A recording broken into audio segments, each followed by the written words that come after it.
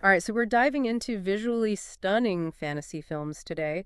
And you sent over this list from Screen Rant 10 most visually stunning fantasy movies. And looking it over, there's some that, I'm very familiar with, some that I'm really excited to kind of dig into a little deeper. But yeah, we're in for a visual treat. It's interesting, these films all go beyond just being quote unquote pretty. Yeah. They would really use visuals to draw us into these worlds and make us feel a part of the story. Yeah, okay, so first up is Avatar from 2009. And I mean, I remember seeing this in the theater and just being absolutely blown away by Pandora, that bioluminescent alien world, just incredible. But beyond that wow factor, what makes Avatar stand out to you from a visual storytelling perspective? Well, a lot of people saw Avatar as just a showcase for, cutting edge CGI. Yeah. But I think what made it truly groundbreaking was how James Cameron created this really believable ecosystem. Those bioluminescent forests, the interconnected flora and fauna. It's like he made us care about Pandora, not just gawk at it, Yeah. And I think that's ultimately what made the film's environmental message hit harder. Yeah. And you felt that connection to that world too. It didn't just feel like you were watching a special effects demo, it felt real. And speaking of creating believable worlds, let's talk about Spirited Away Studio. Ghibli and Hayao Miyazaki are just masters of animation. But what makes Spirited Away in particular a visual masterpiece? Well, Spirited Away so masterfully blends beauty and darkness. Yeah. The spirit world is visually stunning, full of whimsical creatures and vibrant colors. But there's also this underlying sense of eeriness and danger, Yeah. Especially as Kiro ventures deeper into this unknown realm. And this visual duality, I think, reflects her own journey of growing up and confronting her fears. Yeah, it's like those visuals are hinting at those deeper themes of the film, like the loss of innocence, confronting the unknown, even, dangers of unchecked consumerism, which Miyazaki kind of subtly weaves into that story. Exactly. And the visual details add so much depth. Mm-hmm. Think about the bathhouse. It's this dazzling spectacle of lights and activity, Mm-hmm. but it also represents a place of excess and exploitation.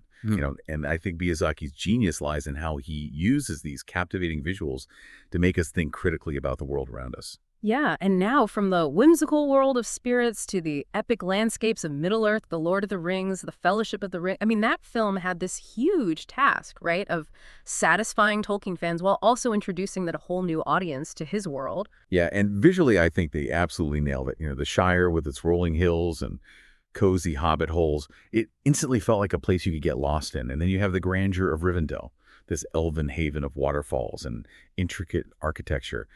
These environments weren't just backdrops, they were characters in themselves reflecting the different cultures and atmospheres of Middle-earth. And you can't forget about those sweeping shots of New Zealand's landscapes. Right, they're iconic. And there was some skepticism before the film's release, whether New Zealand could really capture the essence of Middle-earth. But those landscapes ended up being so much more than just settings.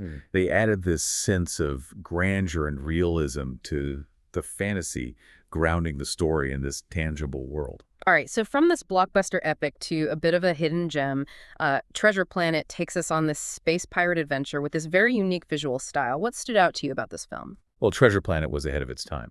I think the blend of traditional animation with CGI was incredibly ambitious for 2002, and the art style, this fusion of classic pirate aesthetics with steampunk and space opera elements, creates something entirely fresh and visually captivating.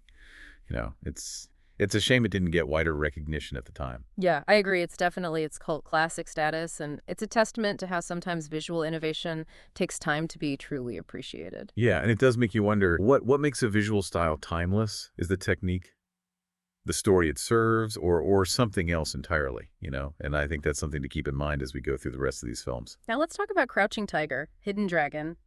This film is just a visual feast, not just for its beautiful scenery, but also for its incredible fight choreography. I mean, Ang Lee really knows how to use visuals to tell a story regardless of genre.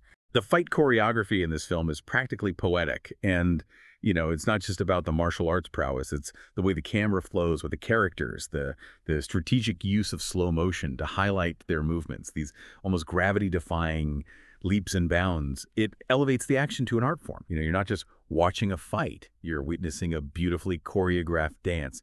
And it's no wonder this film won an Oscar for Best Cinematography. And speaking of films that kind of play with our perceptions of reality, let's move on to The Red Shoes from 1948. And this one's a bit different from the others, blending music, dance, and fantasy in this way that was truly ahead of its time. The visual feast for the eyes.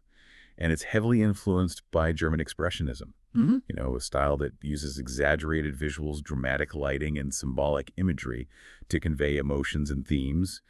And the film really relies on these saturated color palettes, particularly the symbolic use of red to represent the protagonist's consuming passion for dance. And it's a visual metaphor for the price of artistic ambition, the allure and the danger of chasing your dreams. And the way those red shoes become this haunting symbol throughout the film is just so powerful, especially contrasted against kind of the more muted tones of her everyday life. Right. It's a masterclass in visual storytelling where every frame is meticulously designed to reflect the protagonist's inner turmoil. And it's interesting to contrast this film, made in 1948 with something like Avatar, which relies so heavily on CGI. Both achieve these stunning visuals, but through completely different means. It's a great point. It shows that visual storytelling isn't tied to any particular technology or era. It's about using the tools available to create a world that draws the audience in and makes them feel something. Exactly. And speaking of using unique visual styles to transport us to other worlds, let's talk about The Secret of Kells. This animated film is just a visual love letter to Irish folklore and the art of the Book of Kells. Oh, the animation style is absolutely breathtaking. Those intricate Celtic knotwork designs, those vibrant colors inspired by illuminated manuscripts, the way nature is woven into every frame. It's like watching a medieval tapestry come to life. And the detail is incredible. You can tell that every frame is filled with meaning and symbolism. The filmmakers clearly did their research, drawing inspiration from the Book of Kells itself, which was renowned for its intricate designs and vibrant colors. And it's a beautiful reminder that animation can be just as powerful and expressive as live-action filmmaking. And it's not just about recreating the style of the Book of Kells. They've woven it into the storytelling itself, the act of creation, the dedication to preserving knowledge and beauty, even in the face of danger. It's all reflected in those visuals. Absolutely. The film celebrates the power of art to inspire, to connect us to our heritage, and to illuminate even the darkest of times. Okay, now we're going from intricate animation to the world of dreams with Akira Kurosawa's Dreams. And this film is a departure from Kurosawa's usual style, but it's no less visually captivating. Well, what's fascinating about dreams is how it embraces the surreal and often illogical nature of dreams. Each dream segment has its own distinct visual style, using vivid colors, dreamlike imagery, and these often jarring transitions to kind of reflect the shifting emotions and themes within each dream. It's like watching a series of moving paintings, each one exploring a different aspect of the human experience. And Kurosawa, being the master filmmaker, uses those visuals to their full potential. Think about the peach orchard segment with its vibrant colors and playful imagery contrasted with the stark, almost monochromatic palette of the blizzard segment. Exactly. Those visual choices aren't just for aesthetics. They're carefully crafted to evoke specific emotions and immerse us in the dreamer's subconscious. From the world of dreams to the world of Arthurian legend, Excalibur offers this darker, grittier take on the classic tale. And I love how they use the visuals to really create this feeling of a bygone era. Well, Excalibur might condense the Arthurian narrative, but I think what it lacks in detailed storytelling it makes up for with its immersive visuals. The costume design is fantastic, capturing the look and feel of medieval armor and fashion, and the use of light and shadow is masterful, creating this moody, atmospheric world steeped in magic and mystery. And those misty, fog-laden landscapes, it's like stepping back in time to a world where myth and reality kind of blur. You can almost feel the damp chill in the air. And remember, this was 1981, so the filmmakers didn't have access to the same level of CGI as we do today. They had to rely on practical effects, Yeah. clever set design, and masterful cinematography to create that world. And I think that adds to its charm, that sense of authenticity and grittiness that you don't always get with modern fantasy films. And finally, we arrive at a film that truly blurs the lines between fantasy and reality, Guillermo del Toro's Pan's Labyrinth. This film is a visual masterpiece, weaving together the horrors of war with this fantastical underworld. What's remarkable about Pan's Labyrinth is the seamless blend of practical effects and CGI. This is 2006, and Del Toro used CGI very sparingly, enhancing rather than replacing the incredible work of his creature designers and set builders. And the result is a world that feels both magical and tangible. A world where these fantastical creatures like the Faun and the Pale Man coexist alongside the harsh realities of war-torn Spain. It's that juxtaposition that makes the film so powerful. Yeah. You have these moments of whimsical beauty like Ophelia's encounters with the faun in his mossy lair, Hey. contrasted with the brutal violence of the real world. Exactly. It's that tension between fantasy and reality, beauty and horror, that makes Pan's Labyrinth such a visually arresting and thought-provoking film. It's a testament to the film's visual power and the way Del Toro uses every element, from the framing and composition to the color palette and creature design, to tell a story that's both enchanting and unsettling. So we've explored this really diverse range of fantasy films, each with its own unique visual style and approach to storytelling. But what's fascinating to me is how they all manage to transport us to other worlds, to make us believe in the impossible, even if it's just for a couple of hours. And that's the magic of cinema, isn't it? It allows us to step outside ourselves, to experience these other realities, to see the world through different eyes.